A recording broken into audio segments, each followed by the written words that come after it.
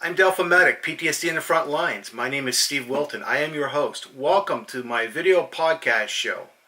This is where we're going to discuss the very difficult topic of post-traumatic stress disorder and the stigma that accompanies and surrounds this very challenging condition.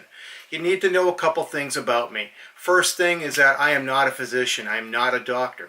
I'm not a psychiatrist, and I'm not a psychologist. I'm not even trying to be one.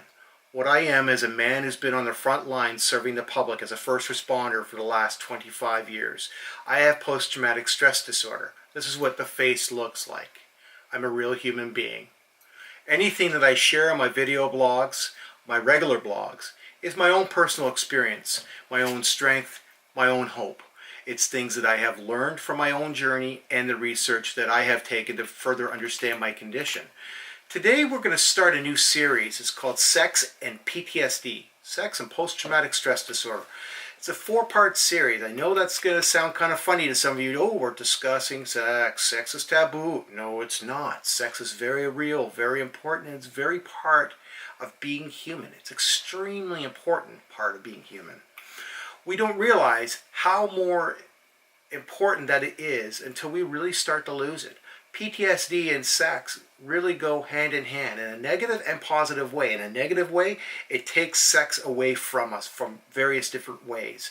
In a positive way, sex helps bring us closer to our partners and actually can help build us up within our own post-traumatic stress disorder. Before we get any further, we need to really understand a few simple concepts. Sexual dysfunction, what is it? It sounds really horrible and really scary. Really, it's just any problem that affects the sexual response cycle. And those sexual response cycles, 4 parts of it. There's your excitement, there's your plateau, there's the orgasm, and there's the resolution. I'm pretty sure I know which ones you folks are focusing on. The categories of sexual dysfunction are threefold. There's desire.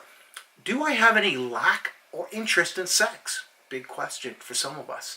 The next thing is arousal. Can I actually get aroused if I have an interest and desire?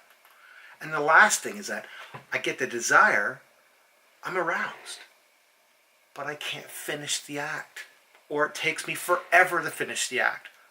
And for your females, you can't orgasm at all. For your males, same thing. Either you can finish and it takes forever to happen, or you never can finish, or somewhere in between.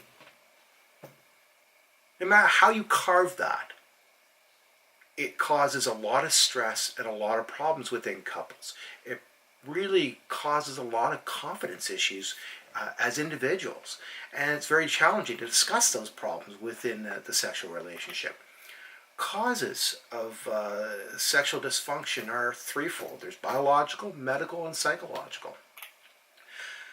The connection of post-traumatic stress disorder and sexual dysfunction is huge, and it really is real. It's a big issue in our lives for most of us. Let's talk about anxiety.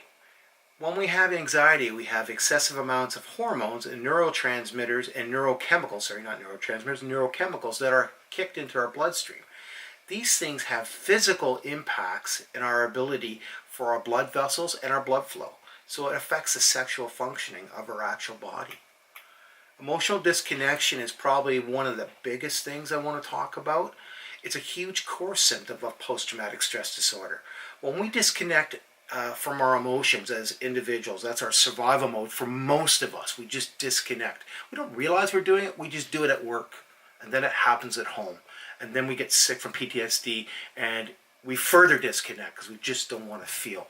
When we disconnect from our emotions and we get unwell, we become absent in our relationships due to the lack of connection within that relationship because we're not connecting at an emotional level.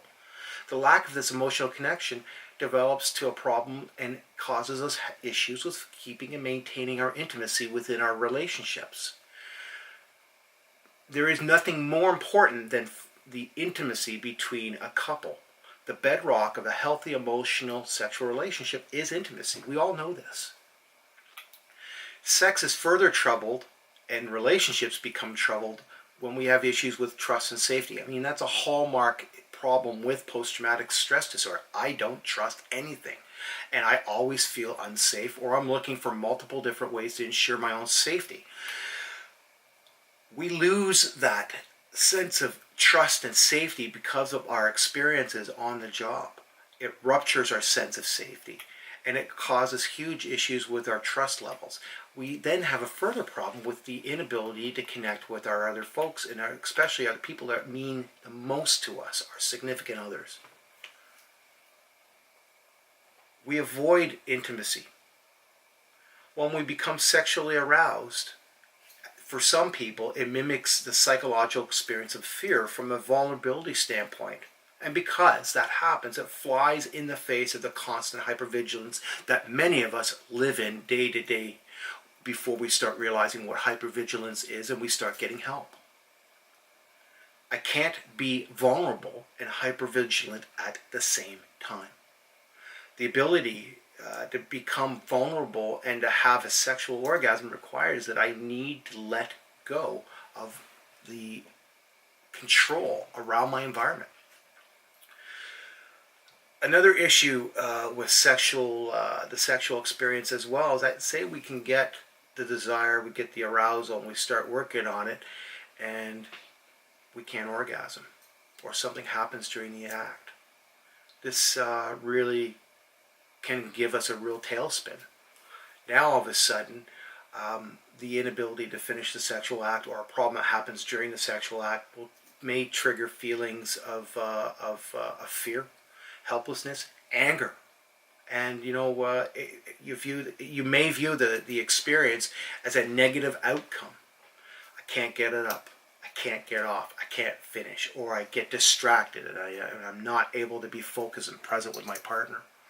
And we start looking at sex as a whole as being a very negative experience because it gets reinforced. Tomorrow, we're going to talk about, in the next part of our sex and PTSD series, is where are we now? Where are we now? Where are we now in our relationships? Things that make us go, Neurotransmitters of sex, love, and commitment. There actually is neurotransmitters that actually increase our ability to enjoy sex, to have love, and to feel committed within relationships. And what can we do as patients, as individuals, to better our lives when we're dealing with post-traumatic stress disorder and how it impacts in our sexual relations? I hope you folks have a great 24 hours. Creating this series was very challenging and very interesting at the same time, and I hope that you get a lot out of it. At the end of the day, if you have any questions about some of the resource material I can actually share it with you. Please leave any questions or feedback in the comments, and please subscribe. Have a great day.